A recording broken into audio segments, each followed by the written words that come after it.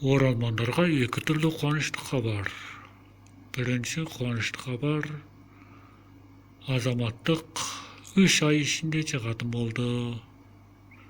Екінші бір түрлі қуанышты хабар болса, солтүстікке көшіп келем деген кісілер Ақмола облысы, Көкшетау қаласы, Кіндік Қарағай ауылын таңдасаңыз өте тамаша болады. Азаматтық әлі ала алмаған кісілер осы жерлерден қоныстануына болады.